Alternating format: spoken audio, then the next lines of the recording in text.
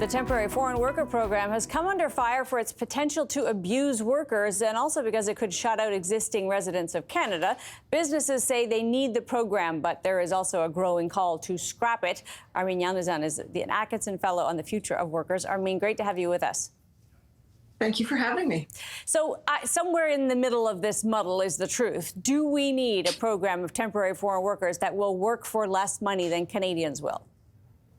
Well, let's just put this in, let's take stock of the size of this program, which is about a tenth of all of the intake of temporary newcomers we bring in to both study and to work.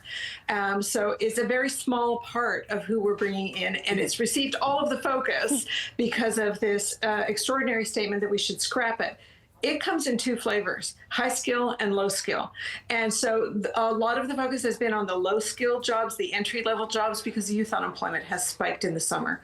But youth unemployment has spiked for other reasons, not because of the temporary foreign workers. Plus, a lot of Canadians don't want to do the jobs that are the so-called low skill, which are the low paid jobs, which is things like processing your chicken and slaughtering your beef, right, and descaling and degutting fish and doing all the agricultural work, stuff that Canadians don't want to do and have been told for decades they should get a better education so they can get a better job. So if this is the trade-off, we're going to get rid of the temporary foreign workers so you can do those jobs, I'm not sure it's a trade-off that Canadians will buy into without seeing significant increases in wages and therefore in costs as consumers. And of course, the important point you made there is this has been going on a long time. So even if you could make the case that we should just pay Canadians enough to want to do those jobs, it would be a pretty big shift for industries that have adapted to this way of doing it.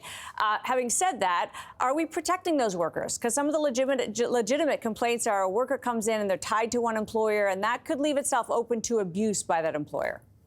100%, Amanda. The program is rife with exploitation. This is the temporary foreign worker program, which ties a temporary foreign worker to one employer, often saddling that employee with living costs that are taken out of their wages, and the living conditions are terrible, often saddling them with the cost of coming to the country, even though that's illegal. It's badly monitored. It's badly enforced when it is obvious that exploitation has taken place. Right. And it is not a good program for a whole bunch of reasons. So there is some legitimacy to say we should maybe not scrap it, but certainly reform it considerably, given that businesses are saying we can't get along without some of these workers, because even if we pay $30 an hour, Canadians aren't going to want to do some of these jobs. Only 30 seconds. You've made this important point that it's a small part of a bigger picture. Is the rest of it working well? Is the high-skilled component of our visas working well?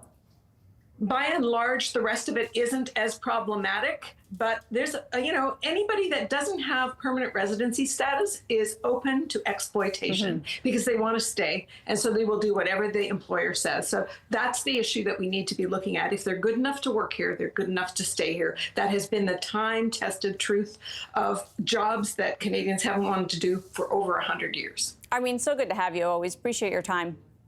Thank you. Armine Yalnizyan is an Atkinson Fellow on the Future of Workers.